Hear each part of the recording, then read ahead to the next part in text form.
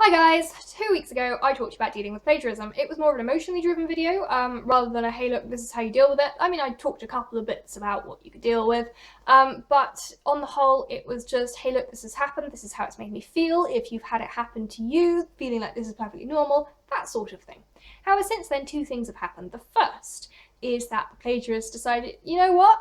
That 2 times plagiarism was just not enough. Third time was quite clearly the charm. So it's been a fun few weeks with that. So I've got more to add to what I was saying last time.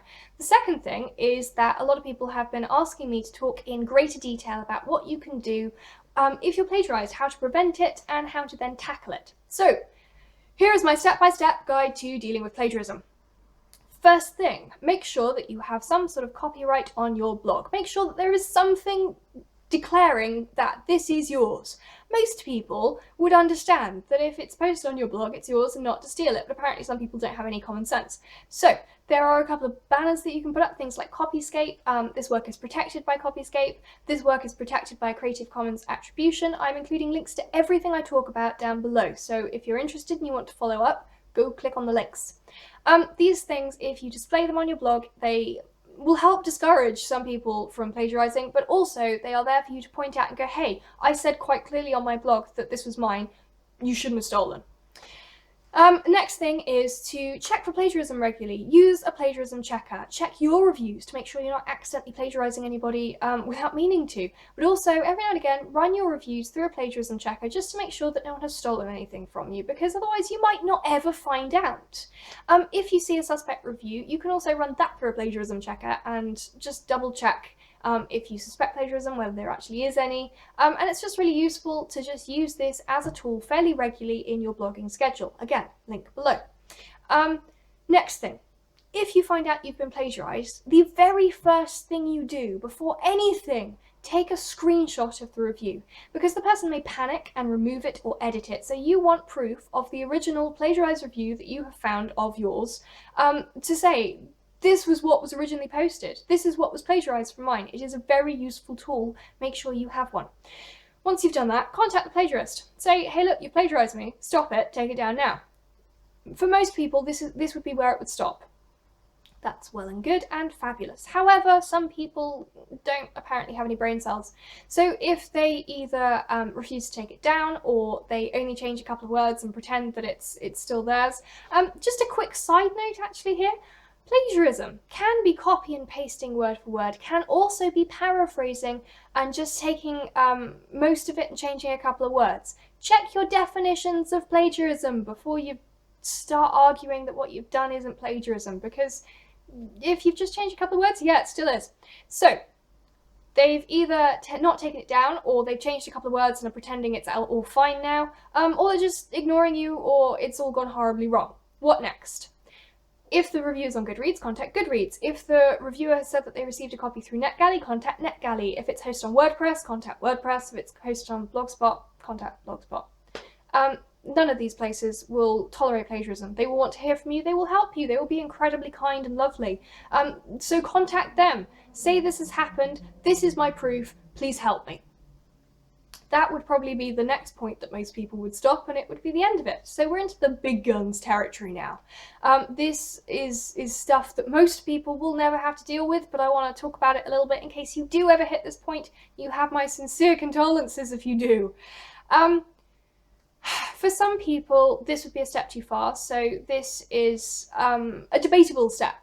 But if the person is either studying something to do with writing, or is working at a job for writing, their employer or their tutors or the university or whoever would probably want to know that they have a plagiarist who is unrepentant and thinks that they can get away with it.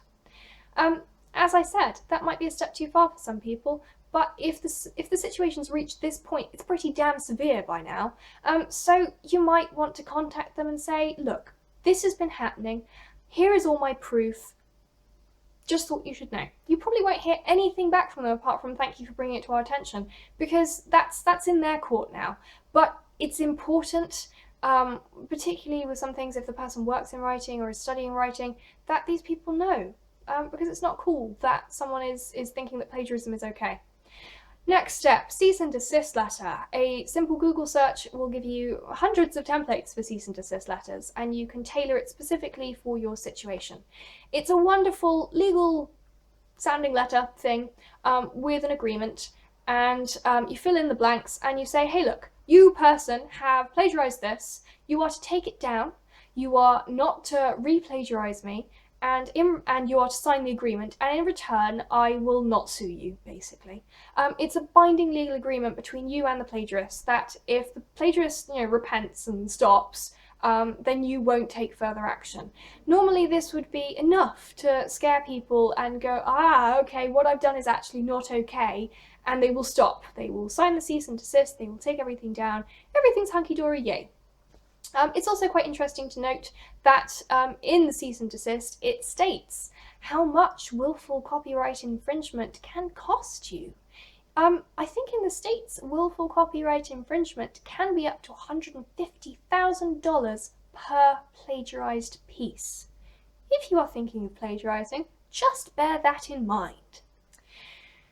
So again, most people would sign that and it would all be over. However, in some very extreme circumstances, they might decide not to sign the cease and desist for some unknown reason.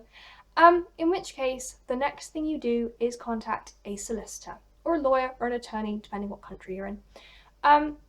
I don't really want to go into that part any further because it varies then from situation to situation, but you will find that there are some very good copyright solicitors in the UK who will very happily talk to you for a free consultation or an email or something where you explain the situation, you show all the proof and everything, and you say, hey look, this has happened, what would you suggest?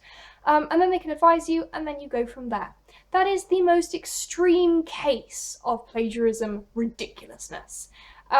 And that's as far as I'm going to take it, because I really hope that none of you ever reach the solicitor point, because,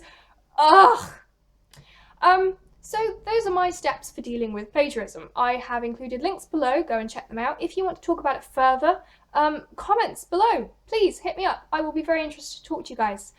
One other side note that I think will interest some people, there is a beautiful, beautiful website called StatCounter. Again, I'm including a link below.